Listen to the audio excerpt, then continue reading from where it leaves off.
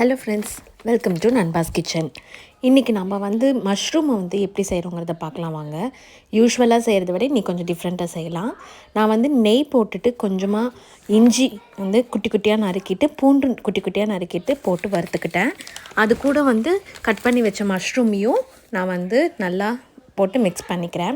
மஷ்ரூமில் உங்களுக்கு யூஸ்வலாக தண்ணி விடும் இல்லையா, அந்த தண்ணி விட்டு உங்களுக்கு மஷ்ரூம் சுண்டுற வரைக்கும் நீங்கள் சாட்டே பண்ணிட்டுருங்க. உங்களுக்கு இந்த இஞ்சியோட ஃப்ளேவரும் பூண்டோட ஃப்ளேவரும் பயங்கரமாக மஷ்ரூமில் இறங்கியிருக்கும். ரொம்ப சூப்பராக இருக்கும், டிஃப்ரெண்ட்டாகவும் இருக்கும். இஞ்சி பூண்டு நீங்கள் அரைச்சியும் போடலாம். பட் இந்த மாதிரி போட்டிங்கன்னா உங்களுக்கு டிஃப்ரெண்ட்டாகவும் இருக்கும், நல்லாயிருக்கும். கடித்து சாப்பிடும் போது அந்த இஞ்சி பூண்டு ரொம்ப டேஸ்டியாக இருக்கும்.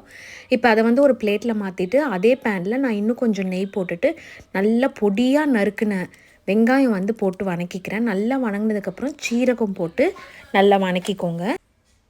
சீரகம் நல்லா வணங்கினதுக்கப்புறம் அது கூட 2 பச்சை மிளகா, அதாவது உங்களுக்கு எவ்வளோ காரம் வேணுமோ அந்த அளவுக்கு பச்சை மிளகா நல்லா குட்டி குட்டியாக நறுக்கி போட்டுக்கோங்க. பச்சை மிளகாவும் நல்லா வணங்கினதுக்கப்புறம் அது கூட தக்காளி உங்களுக்கு நான் ஒரு தக்காளி தான் போட்டிருக்கேன், புளிப்பு டேஸ்ட் வராமல் இருக்கிறதுக்காக.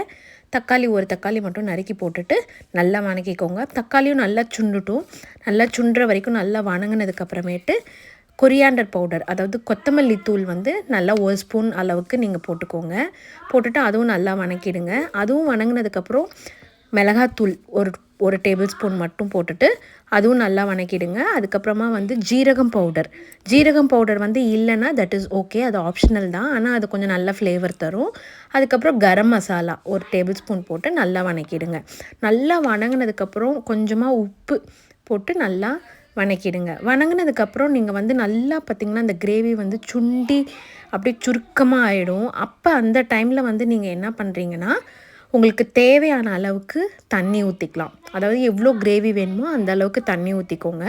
தண்ணி ஊற்றிட்டு நல்லா அந்த கட்டி கட்டியாக இல்லாமல் நல்லா மிக்ஸ் பண்ணி விட்டுக்கோங்க. மிக்ஸ் பண்ணி விட்டுட்டு நல்லா கொதிக்க விட்டுருங்க.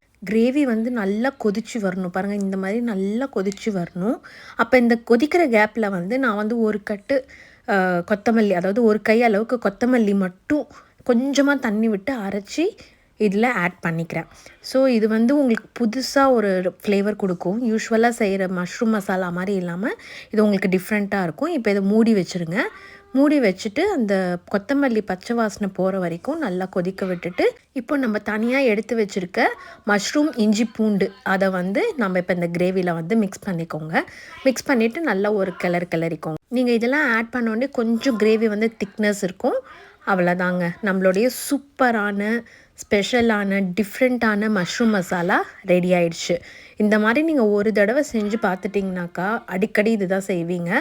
ரொம்ப நல்லாயிருக்கும். இது சப்பாத்தி, இட்லி, தோசை, ரைஸ்க்கு கூட நல்லா சூட்டபிளாக இருக்கும். தேங்க்ஸ் ஃபார் வாட்சிங்.